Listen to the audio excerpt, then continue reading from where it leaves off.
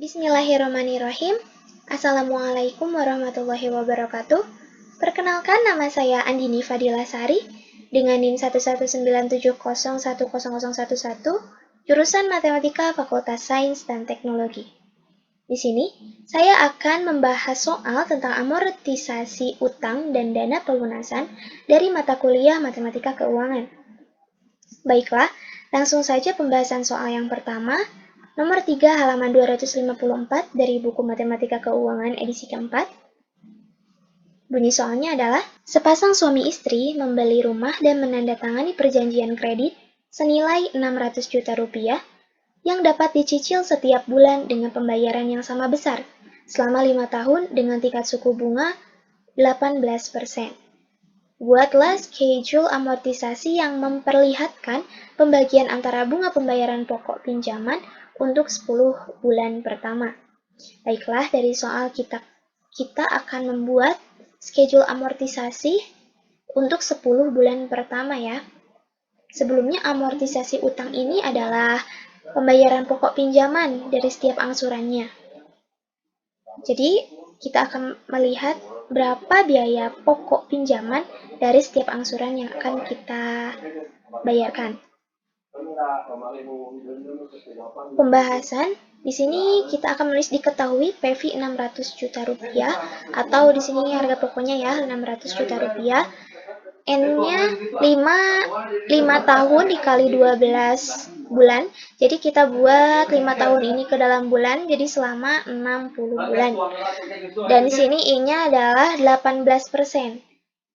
Atau kita bisa buat menjadi 0,18 dibagi 12 atau dibagi selama 1 tahun menjadi 0,015 atau sama dengan 1,5%.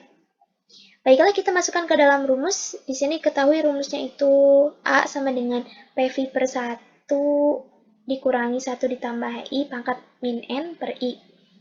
Ini rumus biaya angsuran yang harus dibayarkan ya setiap bulannya. Lalu kita masukkan PV-nya 600 juta rupiah dan I-nya 0,15 atau kita 0,015 atau bisa kita tulis dengan 1,5% pangkat min N atau min 60. Jadi karena 5 tahunnya kita buat menjadi bulan ya, jadi ini 60 bulan. Sehingga didapatkan biaya angsurannya yaitu 15.236.056. Langsung saja kita buat schedule amortisasinya. Di sini karena di dalam soal kita disuruh untuk membuat 10 periode saja, maka kita buat 10 tabel ya. Angsurannya seperti yang telah kita hitung tadi, 15.236.056 sampai periode selanjutnya, dan bunga di sini untuk periode pertama didapatkan 9 juta rupiah untuk bunga.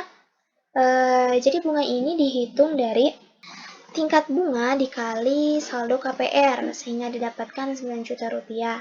Begitupun seterusnya ke bawah ya. Di sini saya menggunakan Excel untuk mempermudah dalam perhitungan. Selanjutnya amorsitas utang. Di sini periode pertama saya dapatkan 6.236.056. Amorsitas utang ini didapatkan dari angsuran dikurangi dengan bunga, sehingga didapat hasilnya 6.236.056. Begitu seterusnya. Yang terakhir adalah saldo KPR-nya. Saldo KPR-nya itu dihitung dari saldo KPR sebelumnya dikurangi dengan amorsitas utang, sehingga didapat hasil untuk periode pertama 593.763.944. Begitupun seterusnya. Di sini agar mempermudah perhitungan, saya menggunakan Excel. Inilah schedule amortisasi yang memperlihatkan pembagian antara bunga dan pembayaran pokok untuk peminjaman untuk angsuran selama 10 bulan pertama. Baiklah, untuk selanjutnya yaitu membahas latihan soal. Di sini latihan soalnya yaitu mencari model angsuran kredit mobil atau motor. Dengan minimal kita mencari dalam 3 tenor ya. Tenor yang pertama mencari bunganya, yang kedua membuat tabel amortisasinya, Dan yang ketiga, membuat dana pelunasan dengan meminjam ke bank dengan mencari bunga yang lebih rendah. Di sini saya menggunakan asuransi kredit motor Revo Fit FI MMC dengan harga 14.950.000. Di sini DP-nya ada berbagai macam, tapi saya memakai DP yang 2.300.000 dengan tenor 11-nya 1.527.000, tenor 17-nya 1.069.000, tenor 23-nya 853.000, tenor 29-nya 728.000, dan tenor 35-nya 648.000. Namun pada soal kali ini saya akan menggunakan DP yang 2.300.000 dengan tenor 11, 17, dan 23. Yang pertama saya akan mencari bunganya terlebih dahulu. Di sini bunga angsuran dari tenor 11 dengan harga 14.950.000 didapatkan PV-nya 12.650.000. Ini didapatkan dari harga motor yang sesungguhnya dikurangi dengan DP 2.300.000. Di sini saya menggunakan Excel untuk mendapatkan rate. Dan didapatlah bunganya itu 632.500. Pada tenor 17 juga sama, saya menggunakan Excel untuk mendapatkan rate-nya 4%. Lalu bunganya 506.000. Dengan PV-nya sama ya, karena harga sesungguhnya dan DP-nya masih sama. Lanjut untuk tenor 23 masih dengan harga yang sama dan DP yang sama, sehingga didapat PVA-nya itu 12.650.000 dan rate-nya itu dari Excel 4%. Sehingga didapatkan bunga sama dengan tenor 17, 506.000. Selanjutnya, di sini saya membuat tabel amortisasi. Tabel amortisasi yang saya buat di sini yang pertama tenor 11 dengan periode 11 ya, berarti ini angsurannya sebanyak 11 bulan. Dengan angsuran seperti yang telah dicantumkan ya tadi di brosur, ada 1.527.000. Lanjut dengan bunga. Di sini saya dapatkan bunga ini dari yang telah saya jelaskan dari soal sebelumnya, yaitu saldo KPR sebelumnya dikali dengan bunga tenor 11. Tadi bunga tenor 11 adalah 5%. Saya menggunakan Excel sehingga tinggal ditarik ke bawah ya, dapat dilihat ini hasilnya. Lalu didapatkan amortisasi utangnya. Amortisasinya sebanyak untuk periode pertama 894.500. Ini didapat dari angsuran yang dikurangi dengan bunga, sehingga didapat ini hasilnya. Begitupun seterusnya ya, sama dengan yang sebelumnya. Lalu selanjutnya ada saldo KPR atau saldo angsurannya, sehingga didapat di sini untuk periode pertama adalah 11.755.500. Ini didapat dari saldo KPR sebelumnya dikurangi dengan amortisasi utang. Jadi amortisasi utang. Saya tetap menggunakan Excel sehingga tinggal ditarik ke bawah dan dapat dilihat ini hasilnya. Selanjutnya ada tenor 17 dengan periode 17 bulan, 17 kali angsuran, berarti di sini seperti yang telah tercantum ya di dalam brosur, yaitu angsurannya 1.069.000 dengan bunga 4%. Didapat tadi 4% adalah 506.000, yaitu dari saldo KPR sebelumnya dikali dengan 4% itu. Amortisasi utangnya berarti 1.069.000 dikurangi dari 506.000. Seperti biasa, saya menggunakan Excel untuk menghitungnya agar mempermudah dan mempercepat dalam perhitungannya. Selanjutnya di sini ada saldo KPR-nya. Seperti biasa, di sini saya menggunakan Excel. Berarti saldo KPR itu adalah hasil dari 12.650.000 dikurangi dengan 563.000 rupiah, sehingga didapat hasilnya. Ini untuk tenor yang 17, dapat dilihat hasilnya. Selanjutnya ada tenor 23.